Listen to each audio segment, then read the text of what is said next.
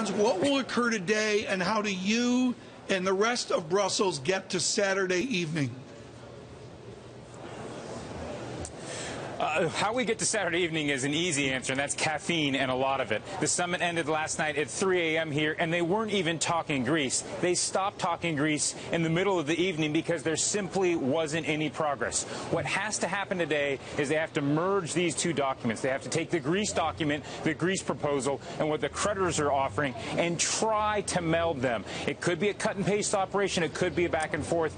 That document, whatever melded document they have, that will be the negotiations, the basis for negotiations that start Saturday night at 5 p.m. Tom, I don't know why they don't start meetings here in the afternoon, because they know they're going to go late, right. But maybe that's why they do. Where will we be Tom? Monday? I hear mixed reports, Hans. The banks won't open. I don't want to report that as a fact. The idea of capital controls, even Peter Spiegel and the FT talking up humanitarian aid. What would you presume will be the outcome for Monday? Well, a good outcome is that there's a vote in the Athens Parliament. It passes the Athens Parliament, and then it goes to the Bundestag on Tuesday, and that's the deadline. Now, a bad outcome would be that there's no agreement, there's recriminations, and you see a real run on the banks, and you see the European Central Bank not extend emergency liquidity assistance. Now, just moments ago, they did extend, or at least they kept ELA, and they made the request that the Greek banks made, and it was unchanged. So it doesn't look like there's been a lot of capital flight out of the Greek banks. In general, the ELA request matches the amount of outflow. So a bad outcome would be Sunday, no deal here in Brussels, and then in Athens we have a bank run.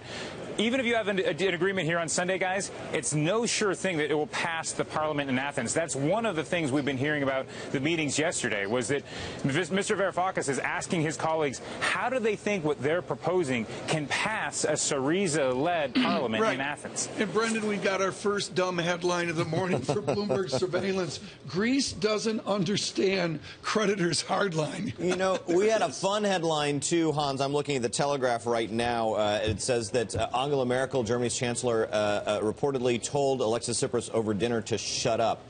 What is her role in driving this towards a conclusion right now?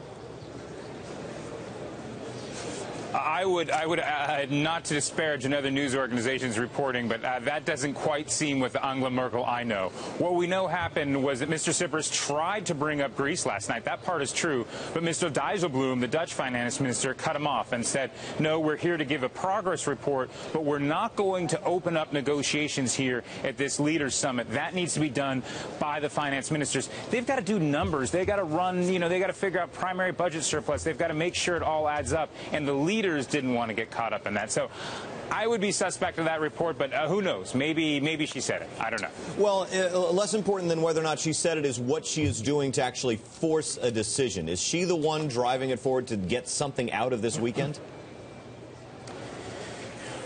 Well, you look at what she's been saying in the past, there's been a slight rhetorical difference between what she says, which is where there's a will, there's a way, step by step we'll make it, and what her finance minister says, which is we appear to be going backwards. Yesterday, the chancellor seemed to be mimicking her finance minister, and that to me was an important rhetorical shift because, and not to say that that means she's throwing in the towel, but she may be more on her finance minister's side, that is that Greece is unwilling to compromise, and there is not a whole lot of benefit for her to continue to stretch out her hand. Hans Nichols, thank you so much in Brussels.